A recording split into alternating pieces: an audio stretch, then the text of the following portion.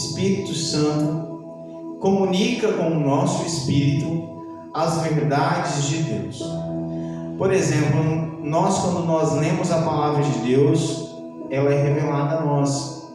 Mas o Espírito de Deus também, o Espírito Santo, ele comunica a nossa mente, ele nos convence do pecado, da justiça e do juízo. O Espírito de Deus também, ele às vezes nos adverte de algo que está para acontecer, às vezes ele fala ao nosso coração, nos informando de algo que está para acontecer, tudo através do Espírito Santo. O que João, na verdade, ele está querendo dizer aqui? Que nós devemos provar os Espíritos. Porque tem Espíritos que não vêm da parte de Deus. E quais são esses Espíritos que não vêm da parte de Deus? Nós sabemos que no mundo espiritual não há meio termo. Aquilo que não vem de Deus vem de Satanás, vem do reino das trevas. Então, o espírito que não tem parte com Deus, ele é do maligno.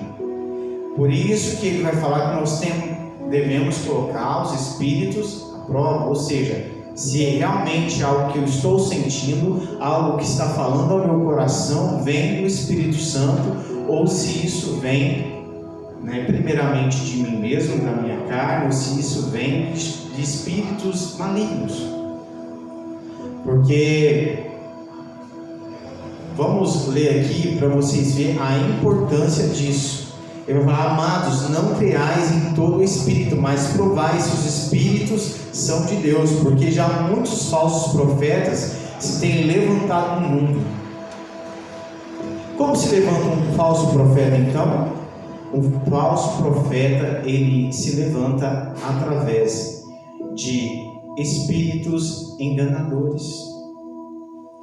Muitas pessoas que criaram denominação, que são seitas, que ensinam um evangelho deturpado, distorcido, um evangelho que não transforma, mas um evangelho que faz com que a pessoa se engane. Ela acha que ela está sendo transformada, ela acha que ela está tendo a vida mudada, mas não está.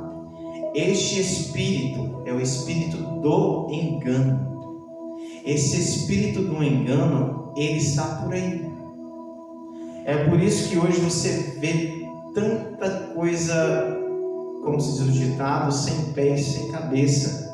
Você vê pessoas falando em nome de Deus, falando que é Deus que falou, e são coisas que são piada. Tem algumas, isso veio, o Espírito Santo que me disse, o Espírito Santo que me falou. Aí a pessoa fala: eu senti de falar isso para o fulano, Deus me revelou isso. Não revelou não. O Espírito Santo, tudo que o Espírito Santo revela, sabe o que acontece conosco? O Espírito Santo, quando ele revela algo a nós, produz quebrantamento, produz arrependimento, produz avivamento. E esse é o papel do Espírito Santo.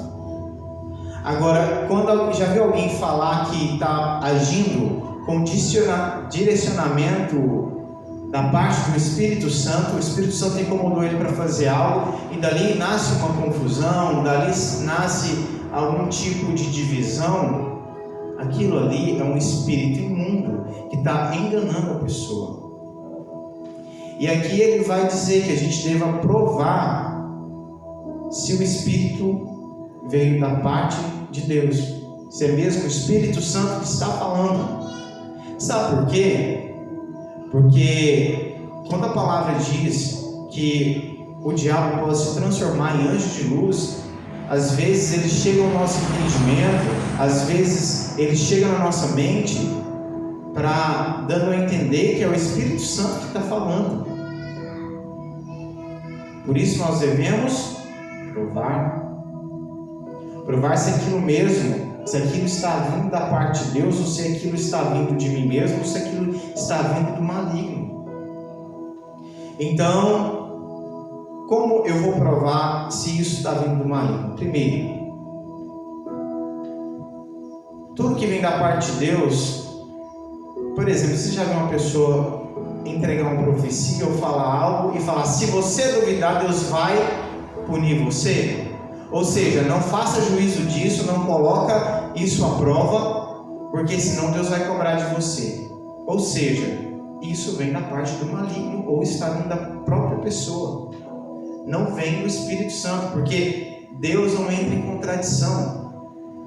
Então, se é do Espírito de Deus, Ele não vai se importar se você colocar a prova, porque Ele sabe que você colocando a prova, você vai ver que aquilo realmente vem da parte dEle, e Ele quer que nós fazemos isso. A palavra dEle está nos revelando isso. Agora, toda pessoa fala que quando ela profetiza para você, ela fala que tem algo da parte de Deus para te entregar, e se você não acredita, ou se você coloca à prova aquilo, a pessoa fala que você vai pagar um preço por causa disso, aquilo ali não vem de Deus. O Espírito Santo não é espírito de intimidação.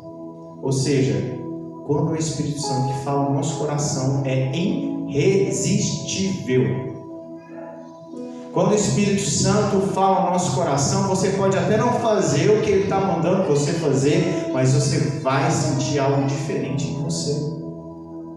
Às vezes a pessoa, na dureza do coração dela, ela não quer renunciar para obedecer, mas ela sabe que vem de Deus.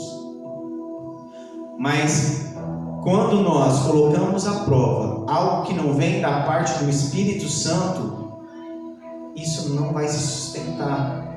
Por exemplo, se algo que é falado a você e fala que isso é de Deus ou que isso vem de Deus, e você vai provar isso na Bíblia, que é a maior profecia, que é a maior revelação, se você encontrar algum ponto nisso que estão falando para você, que estão afirmando para você, se em algum ponto isso se chocar com a verdadeira revelação, que a Bíblia não vem de Deus. Então, se alguém falar algo para você da parte de Deus, coloque à prova. Vem um pensamento para você fazer algo, para você executar algo, e parece vir de Deus, coloque à prova. Ore, pegue direcionamento espiritual. Porque tem muitas pessoas, já viu, tem pessoas, Deus está tocando no meu coração, que é para mim fazer isso, que é para mim mudar de emprego, que é para mim mudar de cidade, que é para mim falar algo com fulano. Se isso não vier da parte de Deus, você pode estar caindo numa emboscada. Tome cuidado. Tome cuidado com aquilo que falam para você. Tome cuidado com aquilo que chega na sua mente. Porque às vezes o diabo não vai usar só pessoas, ele vai usar a sua própria mente. Porque você já viu pessoas que alguém chegou nela e falou algo, ela fez aquilo e deu errado, e aquilo custou algo grande na vida dela, custou algo de muito valor? Nós temos que colocar os espíritos à prova para saber se eles vêm da parte de Deus. Ou seja, se for o Espírito Santo, ou se for algo realmente da parte de Deus, isso não vai entrar em choque com a palavra de Deus. Sabe o que Mateus nos fala, o Evangelho de Mateus nos fala no capítulo 24, versículo 4? E Jesus respondendo disse-lhes: acautelai-vos que ninguém vos engane, porque muitos virão em meu nome dizendo eu sou Cristo, e enganarão muitos. Irmãos, tem muita gente sendo enganada na igreja, achando que é Deus que está falando com elas, achando que é Jesus que está falando com elas, achando que o direcionamento vem da parte de Deus, mas não vem de falsos mestres, falsos profetas. E esses falsos mestres, esses falsos profetas, o direcionamento deles vem da parte do diabo. Tome cuidado. Às vezes a pessoa chega aqui, e ela começa com aquela historinha e fala em língua estranha. A língua estranha verdadeira, falar em línguas, ele é legítimo, ele vem da parte de Deus, mas tem algumas línguas estranhas que não vêm da parte de Deus. A pessoa pode falar dela mesma ou até de um espírito imundo. Tome cuidado. Tome cuidado, nem todo mundo, se você não conhece uma pessoa, você vai deixar essa pessoa colocar a mão na sua cabeça. Quando nós recebemos as bênçãos, nós recebemos na cabeça, não é? Maldição também. Tome cuidado. Você nunca viu a pessoa na vida, você não tem uma referência sobre ela, e já vem com a mão na cabeça, a pessoa aceita aquilo só porque a pessoa falou meia dúzia de língua estranha e falou que é de Deus. Todos os falsos profetas falam que são de Deus, porque senão ninguém ia acreditar neles. Ninguém chega aqui e fala: olha, eu sou falso mestre, eu sou falso profeta. Não. Mas então como que eu vou descobrir? Se esse falso profeta for realmente falso profeta, ele vai se chocar com a verdade do Evangelho em algum momento. Então, para mim, analisar. Por isso que o cristão precisa conhecer a palavra de Deus. Só serão, salvo no engano, aquelas pessoas que verdadeiramente estudar a palavra de Deus e nela meditar dia e noite. Porque quando o diabo ele chega para Jesus, ele usa a palavra. Os falsos profetas usam a palavra, sabia disso? Só que eles usam de forma distorcida, assim como o diabo fez lá com Jesus no deserto. Mas quando ele pegava a palavra e distorcia a palavra, Jesus dizia: mas também está escrito. Sabe por quê? Porque a Bíblia ela não entra em contradição com ela mesma. Então, se o falso profeta dizer algo e distorcer aquilo para dizer algo que ele está querendo dizer que é contra a palavra de Deus, vai ter outro versículo que vai quebrar todo aquele engano que ele está querendo causar. Por isso que nós devemos conhecer a Bíblia de capa a capa. Por que a Bíblia diz que o meu povo está sendo destruído lá no Velho Testamento? Porque lhes faltou conhecimento. A Bíblia não fala que o meu povo está sendo destruído porque faltou língua estranha, porque faltou profecia, porque faltou revelação. Não. O meu povo está sendo destruído por falta de conhecimento, porque se não tem conhecimento, o diabo envia falsos mestres, falsos profetas e destrói a igreja, simples assim. A única coisa capaz de destruir a igreja é a falta de conhecimento. O inferno, as portas do inferno não prevalecem contra a igreja, mas a falta de conhecimento destrói. Por isso nós devemos tomar muito cuidado. Nisso conhecereis o Espírito de Deus. Porque o Espírito Santo, o Espírito de Deus não contradiz a Bíblia em momento algum. Quando o Espírito Santo conduz algo, fala algo, age através de algo, ele vem para complementar a Bíblia. Ele nunca vem para chocar com algo que a Bíblia está dizendo. Todo espírito que confessa que Jesus não veio em carne não é de Deus. Por que o apóstolo João vai falar isso daqui? Na época em que o apóstolo João escreveu isso aqui, isso para nós hoje parece não fazer sentido, porque o Evangelho ele conseguiu quebrar essa barreira. Mas naquela época os gregos acreditavam que a matéria do corpo humano, nosso corpo, ele era 100% mau. Ou seja, o homem em carne, ele era 100% mau e não poderia ter bondade em um corpo físico humano. Só um corpo espiritual, que eles acreditavam que os deuses, eles conseguiam ser bons porque eles estavam no corpo espiritual. Já o homem não conseguia ser bom porque estava no corpo físico e a matéria era ruim, a matéria não conseguia se fazer o bem através do corpo humano. Então, o que as pessoas começaram a entender? Que Jesus, para ser Deus, começou a ser heresia, que Jesus, para ele ser Deus, ele não poderia ter se materializado em corpo. E começou esse ensino ali em várias igrejas, porque João ele escreve, a carta dele é universal, e ele começa a ver a urgência disso. Hoje, graças a Deus, ele foi tão feliz naquilo que ele escreveu, que o cristianismo ele sobreviveu a isso. Essa heresia foi lançada por terra, Surgiram outras, mas essa foi completamente dizimada. Então, todo aquele que diz que Jesus Cristo não veio em carne, não se encarnou, ele é um falso profeta. Hoje nós não vemos nenhum falso profeta falando isso, pelo menos nunca vi. Por quê? Porque essa verdade, ela se firmou tanto, graças a Deus, que não tem necessidade. Mas por que o apóstolo João combateu isso?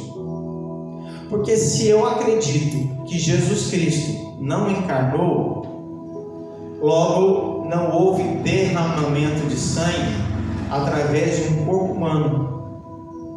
Porque o sacrifício deveria ser o pecado que Adão cometeu, foi em carne, foi em corpo físico. Ou seja, se Jesus não veio em corpo físico, logo não há salvação, porque não houve remissão de pecados em um corpo físico. Então, por isso que João vai debater contra isso daqui, contra essa doutrina, que era o gnosticismo que os gregos acreditavam.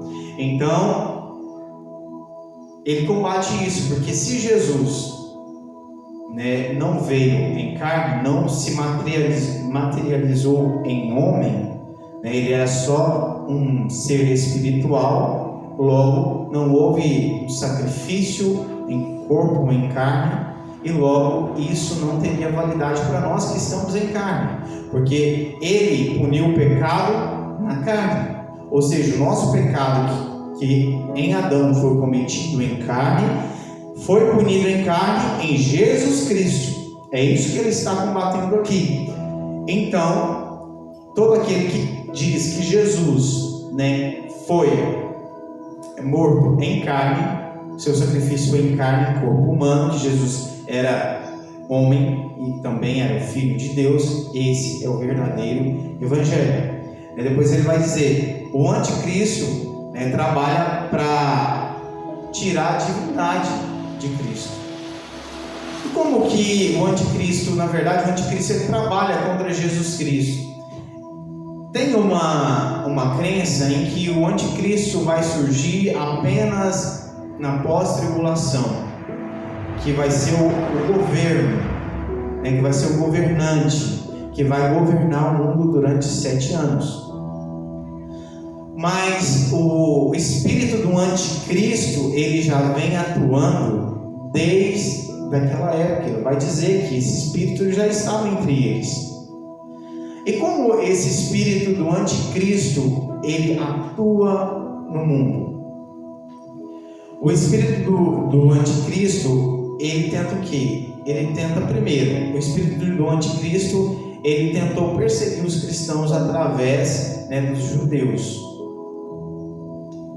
Ou seja, o espírito do anticristo, ele usou várias personalidades, várias culturas, várias ocasiões para tentar combater o cristianismo. O espírito do cristianismo, o espírito do anticristo, ele é um espírito anticristão, que na verdade é um espírito maligno, que ele não quer que o evangelho seja propagado, ele quer matar a mensagem do evangelho. E como ele vai fazer isso? Primeiro ele tentou perseguindo os cristãos para que a mensagem do evangelho morresse junto com aqueles cristãos. Isso não foi adiante. Então o que ele tinha que fazer? Então ele começou a usar outras artimanhas.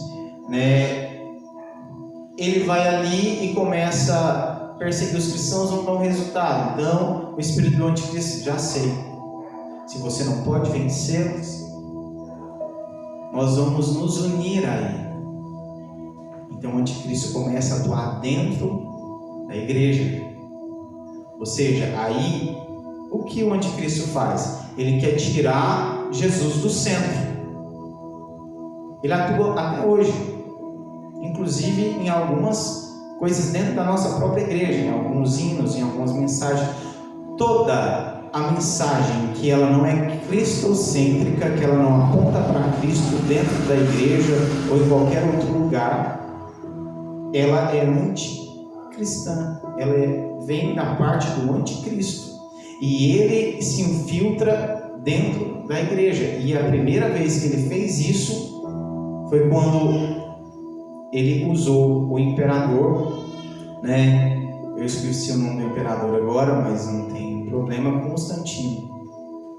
Ele declarou que o cristianismo seria a religião universal, e criou então a Igreja Católica, que seria a Igreja Universal naquele tempo. E aí o que se aconteceu? O espírito do anticristo, ele começou a se infiltrar dentro da igreja. Aí ele colocou um mediador para ocupar o lugar de Jesus Cristo. Ele começou a pegar santos que eram exemplo de fé e falar: olha, para você chegar até Cristo, você precisa de ter essa pessoa para te ligar a Cristo. Você precisa dele como mediador. Então, quando você for pedir, quando você for adorar, você adora esse santo, você adora essa personalidade que foi um exemplo de fé, né? E essa pessoa esse santo vai levar as suas demandas, o seu louvor, a sua petição a Deus. Para que isso? O espírito do anticristo querendo roubar o louvor a Deus, o louvor a Jesus Cristo. Então ele quer tirar Jesus de cena. O espírito do anticristo, ele trabalha para isso, para tirar Jesus de cena, porque ele sabe que Jesus Cristo veio para pisar na cabeça da serpente, que é o próprio diabo. Então o espírito do anticristo é o diabo atuando contra o evangelho. Esse é o espírito do anticristo. Por isso que ele vai falar sobre o anticristo aqui. E esse espírito, por isso que ele atua através de falsas revelações, falsas doutrinas, e isso desde que a igreja começou. Eu não posso rotular aqui que é só a igreja A, a igreja B. Ele se infiltra em todas as igrejas. Por isso nós devemos vigiar. Por isso que, como ele diz aqui, que nós devemos colocar os espíritos à prova, porque ele quer nos enganar, ele quer roubar a nossa adoração, e ele vai fazer isso através do engano. E aí depois, né, nós chegamos até hoje, o espírito do anticristo atuando através do cristianismo. Ele vai atuar através desse cristianismo sem renúncia, esse cristianismo em que a pessoa é o centro e Jesus é apenas um Deus para atender a demanda delas. E não é isso que é o verdadeiro evangelho. É um evangelho hoje, ou seja, que tem um pregador aí que fala que Jesus, levanta do trono, que nós somos o ponto fraco de Deus, ou seja, o louvor aqui não é a Deus, não é a Cristo, mas ao próprio ser humano, o ser humano se tornando o centro. Então, na antiguidade ele usou os santos, hoje ele usa o humanismo, ele usa o egocentrismo para roubar a adoração a Deus. E é isso que, desde que ele caiu, ele sempre quis a adoração que era de Deus. Como ele sabe que o homem hoje, pelo menos a maioria, não vai adorá-lo, ele quer desviar a adoração a Deus. Nós que estamos em Cristo, vencemos esse sistema do anticristo. Nós venceremos. Sabe por que nós vencemos? Porque o espírito do anticristo, ele vai trabalhar usando várias artimanhas. Sabe qual a artimanha que ele vai usar também? Você está lembrado que Paulo vai falar em Romanos: eu não me envergonho do Evangelho, porque ele é o poder de Deus para a salvação de todo aquele que nele crê? Porque quando o diabo não consegue vencer perseguindo, quando o diabo não consegue vencer se infiltrando, que é o espírito do anticristo, o diabo é a mesma coisa, ele vai tentar por outro meio, ele vai ridicularizar a fé. Por isso que nós vemos lá em Paris, por exemplo, aquela Santa Ceia que ridiculariza o último momento em que Jesus esteve com seus discípulos, que é um momento muito importante, onde Jesus vai dizer: tomai e bebei, esse é meu corpo que comeis em memória de mim, este é meu sangue que bebeis em memória de mim. É fazer isso em memória de mim até que eu venha. Então eles tentam ridicularizar a fé cristã. Sabe por quê? Não é porque eles querem apenas nos atacar. Não. O objetivo dessas pessoas, e isso acontece no carnaval, acontece em várias ocasiões, não é só ali. Mas sabe o que o diabo quer com isso? Porque tudo que você ridiculariza, você vai causar, sabe o quê? Um constrangimento naquele grupo que você está ridicularizando. Aí, por exemplo, os cristãos que são mais fracos, eles vão ter vergonha de se proclamar cristão. Por quê? Porque ele tem medo de ser debochado, tem medo de ser rotulado, né, como radical, tem medo de ser rotulado como conservador, tem medo de ser rotulado, né, como pessoa que é manipulada pela fé, por pastores, pela religião. Por isso que o anticristo ele também usa essa questão, né, da ridicularização, para que alguns se envergonhem do Evangelho. Logo, se eu me envergonho do Evangelho, ele não vai me transformar, porque todo aquele que não confessa Jesus Cristo publicamente não será salvo. Então isso é uma das armas que o diabo vai usar. Ele usa perseguição, ele vai usar infiltração, mas ele também vai usar, né, a ridicularização, para que ele, de alguma forma, pela perseguição ou pelo algum meio, ele vai conseguindo, né, tentar se opor ao Evangelho. Mas o que ele vai dizer é que nós já vencemos esse espírito, porque nós não nos envergonhamos, mas também não só porque nós não nos envergonhamos, porque nós permanecemos nessa palavra. A única forma de nós vencermos o anticristo, vencermos o diabo, é permanecer na palavra. É permanecer meditando nela, estudando ela, orando ela. E depois ele vai dizer: maior é o que está em nós do que o que está no mundo. Por isso que a Bíblia vai dizer que o mundo jaz no maligno. Porque o que opera nesse mundo é o que? É o espírito do anticristo. Por isso que esse espírito do anticristo, né, você pensa assim, tem coisa que parece que é tão óbvia, que parece apenas você falar para a pessoa vai aceitar, mas aí você vai falar do Evangelho para as pessoas, elas não dão crédito. Você convida ela para vir à igreja, ela não vem. Você prega o Evangelho para ela, mas parece que ela não se interessa. Sabe por quê? Porque o Deus deste mundo, que é o anticristo, cegou o entendimento dos incrédulos. E aí a gente vai vendo, né, o espírito da verdade que o mundo não pode receber. Qual que é esse espírito da verdade que João vai falar lá no seu Evangelho? Espírito Santo. O espírito da verdade convence o homem do pecado, da justiça e do juízo. Você acha mesmo que nós que estamos em Cristo, que conhecemos o Evangelho e conhecemos a sua voz, nós estamos aqui por nós mesmos? Não. Porque o Espírito Santo nos convenceu do pecado, da justiça e do juízo. Mas o mundo não pode receber este Espírito, que é o Espírito Santo, porque não está em Cristo, está no mundo. Eles recusaram a Jesus Cristo. Esse mundo crucificou e esse mundo rejeita desde que ele aqui chegou. E são do mundo, por isso o mundo os ouve.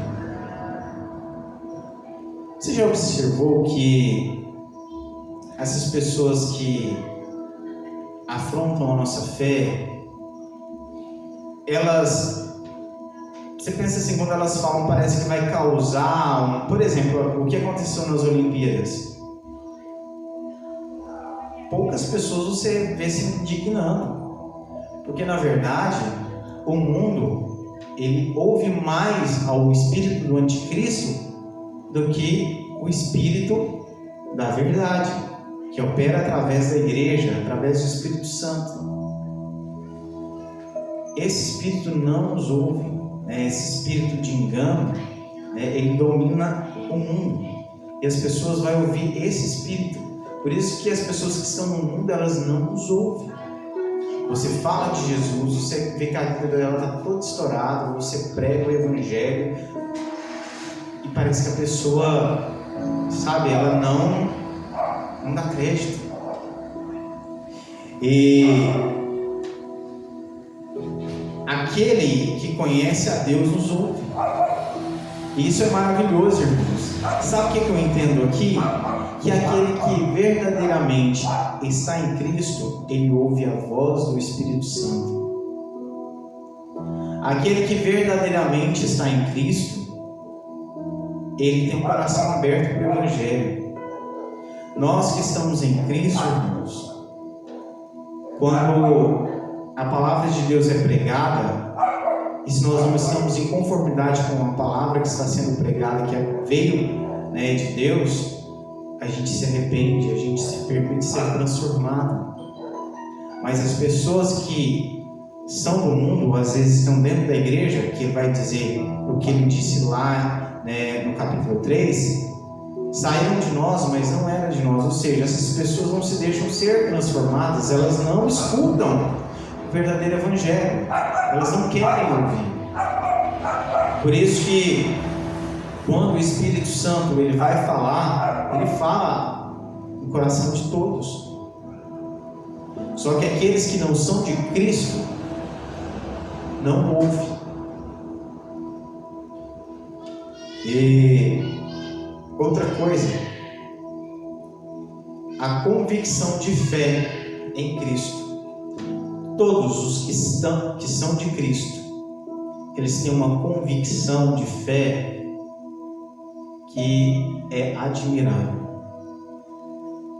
Eu ouvindo, eu acho que ontem, tem um canal, não sei se os irmãos acessam, Jesus Pop, que ele tem um podcast que ele entrevista, né, algumas pessoas, e teve um dia que eles foram entrevistar, né, aquele Juliano Som, que ele é coreano, e aí ele conta uma história que é muito emocionante. A Coreia do Norte, né, que é o país vizinho, que é o país dele de origem, é o país que mais persegue cristãos no mundo. E aí eles têm uma das penas lá, é enterrar os cristãos vivos. E eles pegaram uma família, colocaram à beira da cova e começaram a tentar convencer elas para que elas negassem Jesus Cristo, para que elas fossem poupadas daquela morte cruel. E aquelas crianças começam a pedir para os seus pais para negarem Jesus, porque senão eles serão mortos. E os pais começam a cantar e falam: minha filha, meu filho, daqui a pouco nós estaremos encontrando com o nosso Mestre. Irmãos, isso é convicção de fé. E sabe, o que mais fala alto no coração das pessoas é a convicção de fé que nós temos. Essa convicção, ela vai despertar a atenção das pessoas. Então o que aconteceu? Eles deitaram, as crianças começaram a jogar a terra por cima, depois os pais, enquanto isso, eles cantavam a Deus até que aquela cova foi coberta e eles morreram. Depois de um tempo, todos aqueles soldados, eles se converteram ao Evangelho. Sabe por quê? Isso gerou naqueles soldados a convicção dessa família, a convicção desses pais, que foi um exemplo para os seus filhos morrer por amor a Cristo, falou muito alto no coração daqueles soldados. E aqueles soldados começaram a pensar: quem morreria por algo que não é verdade? Quem morreria por algo que é tão superficial? E isso falou muito alto no coração deles. Sabia que quando nós somos perseguidos por este mundo, porque Jesus Cristo falou: se eles me odiaram, vão odiar vocês, mas bem-aventurado aqueles que forem perseguidos pelo meu nome. Então, aquele que vive o verdadeiro Evangelho, o diabo vai achar um jeito de nos perseguir, de uma forma ou de outra, de uma forma velada ou de uma forma explícita. Ele vai nos perseguir. Mas a nossa convicção de fé, ela não fala, ela grita, e ela grita alto. Ou seja, as pessoas veem que você está sofrendo, mas você está dizendo que Jesus é bom. Você está sofrendo, mas você está falando que Jesus é poderoso. Você está padecendo necessidade, mas você está falando que Jesus é o Rei dos Reis e Senhor dos Senhores. Isso fala muito alto ao coração dessas pessoas. Nisso conheceremos o Espírito da verdade e o Espírito do erro. Sabe o que faz nos conhecer o Espírito da verdade? É intimidade. Quando você conhece uma pessoa na intimidade, você conhece a voz dela de longe. Pode até colocar ali várias vozes que parecem, que para as pessoas que não são íntimas daquela pessoa, pode até achar que é a outra pessoa, mas quando uma pessoa é íntima sua, um pai, uma mãe, um irmão, uma pessoa que você convive em intimidade com ela, quando essa pessoa fala, quando ela te chama, ou quando ela fala com você, você conhece a voz dela. Você conhece a voz daquela pessoa pelo timbre de voz, pela velocidade da voz, pela forma que se expressa. Você conhece a voz dessa pessoa. Pode estar no telefone, mas você conhece. Quando a pessoa liga, você já sabe quem é. Se nós estamos verdadeiramente em Cristo e vivendo em intimidade com Ele, é impossível de nós sermos enganados pelo espírito do erro. Por isso que eu te digo, um conselho para nós não sermos enganados pelo espírito do anticristo, que é o espírito do engano que tenta nos enganar a todo preço. Conheça a voz de Deus, porque é conhecendo a voz verdadeira que você não vai se enganar com a falsa. E como que eu vou conhecer a voz de Deus? Tendo intimidade com Ele. Sabe por que muitos cristãos, ele vai falar lá em Mateus, que os falsos profetas enganaram a muitos? Sabe por que é enganado pelo falso? Porque não conhece o verdadeiro. Porque se elas conhecessem a verdadeira voz de Deus, as pessoas reconheceriam se um profeta ele vem da parte de Deus ou ele vem da parte do anticristo, que é o diabo. Só não reconhece o espírito do erro, o espírito do engano, aquele que não conhece o verdadeiro Deus. Por isso, conheçamos e prossigamos em conhecer a Deus, porque é através desse conhecimento que nós não seremos enganados. É através desse conhecimento que nós seremos salvos. Por isso que lá, no último dia, Jesus vai dizer: afastai-vos de mim, porque não vos conheço. Tem muita gente que vai para o inferno enganada, porque não conheceu a Deus. Tem muita gente que vai para o inferno enganada por esses falsos mestres, porque não quis conhecer o verdadeiro Deus. Tem muita gente que vai para o inferno que não quis conhecer a Jesus Cristo. Preferiu dar ouvido à voz desses lobos devoradores.